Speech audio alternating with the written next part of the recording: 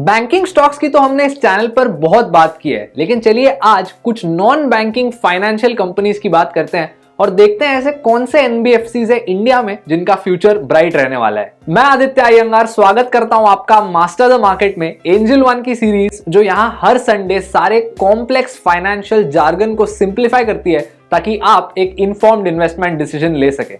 तो चलिए शुरुआत करते हैं, लेकिन शुरुआत करने से पहले हमारे यूट्यूब चैनल को सब्सक्राइब करना ना भूलें और बेल आइकन दबा लें ताकि आप आगे ऐसे अपडेट्स मिस ना करें। शुरुआत करते हैं इंडिया के एक ऐसे बड़े एनबीएफसी प्लेयर के साथ जिसने इंडिया में कंज्यूमर लेंडिंग के मार्केट को बढ़ावा दिया।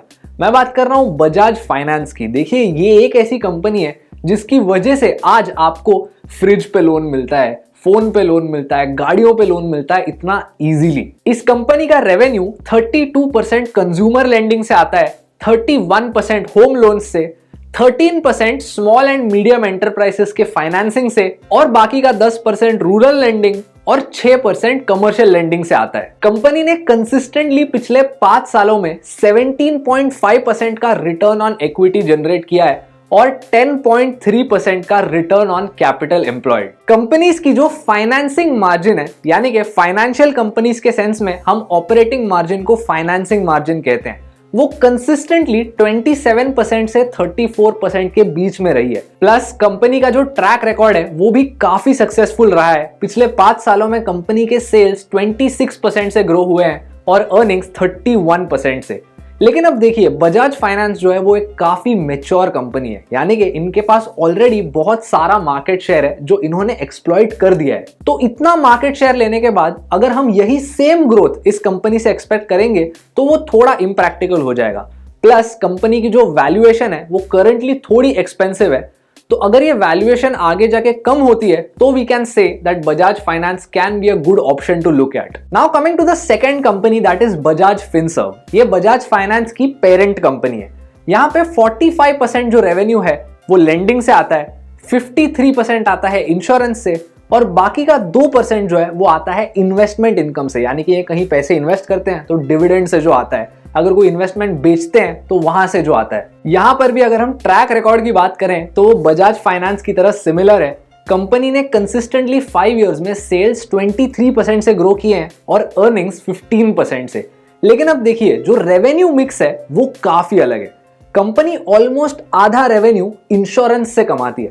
तो आप अगर बजाज फिनसर्व को एक स्टैंड अलोन एनबीएफसी की तरह देखोगे तो वो शायद एक सही इवैल्यूएशन नहीं होगा। लेकिन अब एक और बात जान लीजिए, अगर आप इंश्योरेंस और एनबीएफसी सेक्टर पर पॉजिटिव हो तो Bajaj Finserv may be a good option for you. क्योंकि देखिए, जब आप बजाज फिनसर्व का शेयर खरीदते हो तो आप इनडायरेक्टली बजाज फाइनेंस भी खरीद रहे हो, बिकॉज ये उसकी पेरेंट कंपनी है। तो अगर आपको एक ऐसा एनबीएफसी चाहिए जिसके इंश्योरेंस ऑपरेशंस भी है तो Bajaj Finserv makes more sense. लेकिन अगर आपको एक स्टैंड अलोन एनबीएफसी चाहिए तो बजाज फाइनेंस में भी राइट फॉर यू। लेकिन अगेन, यहां पर भी सिर्फ वैल्यूएशन को लेके सिमिलर कंसर्न्स है। कंपनी बहुत मैच्योर है तो यही सेम ग्रोथ रेट्स एक्सपेक्ट करना इम्प्रैक्टिकल होगा। The bottom line is you could wait for a better price because Bajaj Finserv भी एक बहुत ही फंडामेंटली स्ट्रॉन्ग कंपनी है। Now coming to our third company, that is Cholamandalam finance.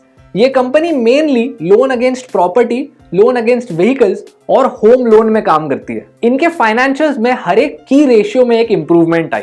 पिछले 5 सालों में इनके जो लोन डिसबर्सल्स थे, यानी कि इन्होंने कितने लोन दिए, वो 9% से ग्रो हुए। इनके एसेट्स जो थे वो पिछले 5 सालों में 16% से ग्रो हुए। इनकी नेट इंटरेस्ट मार्जिन, यानी कि इनको लोन से कितने पैसे मिलते हैं और डिपॉजिट्स को ये कितने पैसे देते हैं, इसका जो फर्क होता है उसमें भी इंप्रूवमेंट आई। ये मार्जिन 7.3% से 7.9% पे ग्रो हुई। सिर्फ वही नहीं, बल्कि इनका जो कैपिटल एडेक्वेसी रेशियो है, जो मेजर करता है कि एक फाइनेंशियल इंस्टीट्यूशन की हेल्थ कितनी अच्छी है, वो भी 19.1% से 19.6% पर ग्रो हुआ। और यहाँ पर एक काफी अच्छा ग्रीन फ्लैग है, लेकिन एक रेड फ्लैग भी है। चलिए पहले ग्रीन फ्लैग की बात करते हैं। पिछले 5 सालों में कंपनी के सेल्स 17% से ग्रो हुए और अर्निंग्स 25% से। इस अच्छे ग्रोथ के साथ कंपनी की वैल्यूएशन अपने कॉम्पिटिटर्स से ज्यादा अट्रैक्टिव है। यहाँ पर जो प्राइस टू अर्निंग्स मल्टीपल है वो सिर्फ 24x है। लेकिन अब रेड फ्लैग की बात करते हैं। जो कंपनी के ग्रोस नॉन परफॉर्मिंग एसेट्स थे वो 4 से 6.8% पे ग्रो हुए, which is not a good thing. सिर्फ यही नहीं, लेकिन कंपनी के जो नेट नॉन परफॉर्मिंग एसेट्स थे वो भी 2.2% से 4.7% पर ग्रो हुए। अब देखिए, नॉन परफॉर्मिंग एसेट्स बढ़ना एक अच्छी चीज नहीं होती। नॉन परफॉर्मिंग एसेट्स यानी कि ऐसे लोन्स जिन्होंने रीपेमेंट नहीं की, डिफॉल्ट कर गए। अब देखिए, होपफुली आगे जाके कंपनी नॉन परफॉर्मिंग एसेट्स को कम कर पाएगी। अगर वो ऐसा करती है तो अर्निंग्स में और भी ज्यादा ग्रोथ दिख सकती है। And now coming to the fourth company, that is Muthoot Finance. ये मेनली गोल्ड लेंडिंग वाले बिजनेस में ऑपरेट करते हैं। अब देखिए, इंडिया जो है वो एक काफी गोल्ड लविंग नेशन है और गोल्ड लेंडिंग में रिस्क जो होता है वो रिलेटिवली कम होता है in terms of liquidity. Example के साथ समझाता हूं, अगर आप 1 करोड़ रुपए का घर लेते हो होम लोन पे और लोन रीपे नहीं करते तो बैंक आपका घर बेच देगी। लेकिन अब देखिए, बैंक को उस घर के लिए 1 करोड़ मिलना गारंटीड नहीं है, क्योंकि देखिए, बैंक को अपने पैसे जितने जल्दी हो सके उतने चाहिए। तो इसीलिए बैंक एक डिस्ट्रेस सेल करती है, यानी कि वो 1 करोड़ का घर थोड़ा सस्ते में बेचेगी, तो बैंक के लॉसेस उसके वजह से बढ़ सकते हैं। और 1 करोड़ का घर 1 करोड़ पर बेचना इंस्टेंटली कोई आसान काम नहीं होता।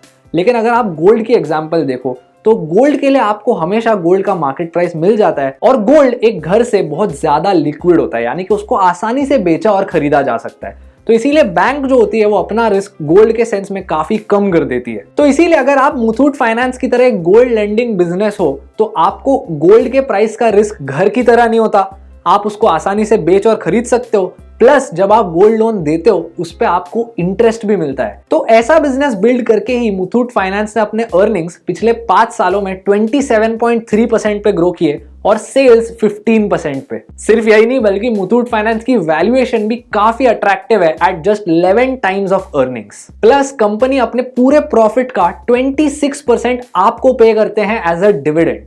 और कंपनी की जो रिटर्न ऑन इक्विटी है, यानी कि इन्होंने अपने शेयर होल्डर्स को उनके इन्वेस्टमेंट पे 26% का रिटर्न कमा कर दिया है। एनीवे, ये थे हमारे list of some top NBFC stocks. आप कौन से एनबीएफसी कंपनीज ओन करते हैं ये हमें कमेंट्स में बताइए। और पिन कमेंट्स से हमें ये भी बताइए कि आप आगे कौन से टॉपिक्स पर वीडियोस देखना पसंद करेंगे। और अगर आपको इस वीडियो से कुछ नया सीखने मिला तो इसको लाइक कीजिए, हमारे चैनल को सब्सक्राइब कीजिए और बेल आइकन दबा लीजिए ताकि आप ऐसे वैल्यूएबल वीडियोस आगे मिस ना करें। मैं आपको मिलूंगा अगले वीडियो में, तब तक के लिए कीप लर्निंग, कीप इन्वेस्टिंग।